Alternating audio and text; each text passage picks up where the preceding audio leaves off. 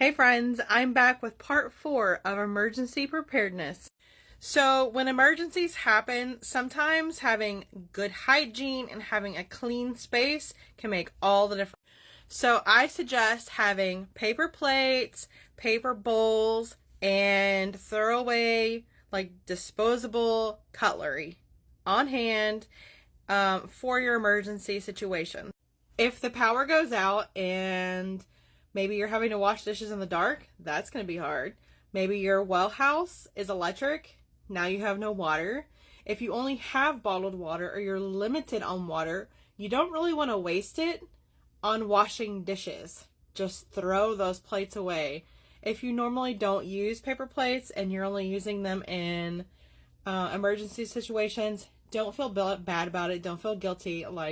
There's so many eco-friendly options out there. Don't worry about it. Just do what's best for you and your family. If you want to have extra water on hand to wash dishes, that's completely fine. That's completely up to you. I'm not that girl. I'm going to have paper plates on hand so I can just not worry about it. Cleaning supplies I suggest for emergency situations are literally Clorox wipes or something similar. Something that's already pre-applied, wet, ready to go. And I suggest something like that because a lot of cleaning supplies you have to wash off or rinse off after cleaning the surface. And a lot of times with those wipes, and it depends on the wipe and the brand, so read your packaging, but you just let it air dry and the surfaces are safe to use.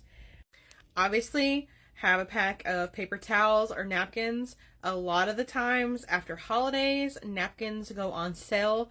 They may be decorative. You may have 4th of July or Christmas or Halloween or Hanukkah or whatever napkins that are extra, but they go on super discount after those holidays, and those are the ones I like to stock up on that I can use in emergency situations or just everyday use, because really who cares what's on a napkin. But they're good for cleaning up. They're good for hygiene. They're also good for fire starters if you need one. Wet wipes, baby wipes, shower wipes, whatever you call them, I think those are essential for emergency preparedness. When bathing isn't available, a good wet wipe, boy, it will go a long way. When we went camping this past summer, or actually the summer before, we spent 2 weeks out on the road. Let me tell you, a lot of national parks don't have showers.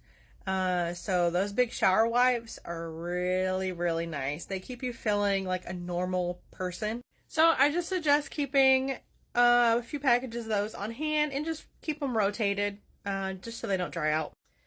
Having some extra trash bags on hand is a fantastic idea for emergency preparedness. Not only will it handle all those paper plates and stuff you're throwing away, but it will also handle your bathroom waste if you have it. In emergency situations, you don't always have access to a functioning bathroom. Did your pipes freeze? Did your well house lose power? Those are situations where you might consider having an emergency portable potty. You can make an emergency toilet very easily. I mean, mainly all you need is a trash bag. Other than that, you need a bucket. And I like to use a 5-gallon bucket, but you can use a 3-gallon. I heard there are larger sizes. I don't know. I mean, you could probably use a trash can too. But there are attachments that you can get for your 5-gallon bucket to make it more comfortable. And I've linked all this in my Amazon storefront so you can look at it and do some research. But the 5-gallon bucket, there is an attachment. It's like a toilet seat, and it just clicks right on top of the 5-gallon bucket. So what you would do to set it up is you would put your bag, and you can use compostable liners, you can use trash bags. If you don't have that, I mean, you can wash and rinse it. But again, in emergency situations, are you going to have the water to do that? So that's why I say I have extra trash bags. But they do make specific liners for these 5-gallon buckets. So anyway, you get your 5-gallon bucket, you put a liner in it, and then you put the attachable toilet seat on top of it. And it opens and closes just like a toilet. So once you go, you can close the lid if you're not ready to change the bag just yet. It is so handy. I grew up camping out in the sticks, and we used something like that way back then, 40 years ago. And I still use things like that today when we go camping and there's no bathrooms. It's a little comfort, a little home comfort when you're out in the woods. I know it's not necessary, but it's nice to have. So that's one of those things I say put in your emergency preparedness section of your house, a closet, drawer, whatever, is one of those toilet seats. It makes life a little bit more comfortable in a bad situation. Now, when you set up that toilet, you have the option to put stuff in there to help mitigate some of the smell. You can put diapers in there, like used, maybe your kid outgrew them. You put the diaper in the bottom, opened, facing up, and you can use that as something to absorb liquids. It really does help. You can use kitty litter, pine straw. There's all kinds of stuff you can put in there. Think of like what you would put in an animal's cage, you know, like your ferret or gerbil, whatever. Any of that kind of stuff you can put in the bottom. I've heard of people doing hay, newspapers, all kinds of stuff. They do have bedpan liners that you could buy and put in there. They're actually very affordable.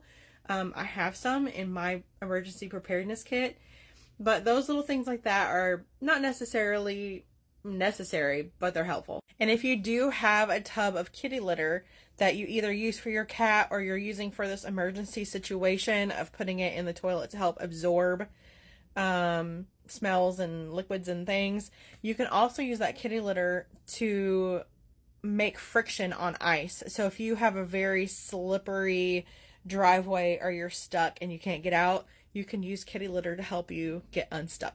If you haven't watched parts 1 through 3, go back and watch those. And y'all feel free to ask me any questions. If there's something that I haven't covered that you have a question about, I would love to answer you the best I can. Thanks for watching. Bye.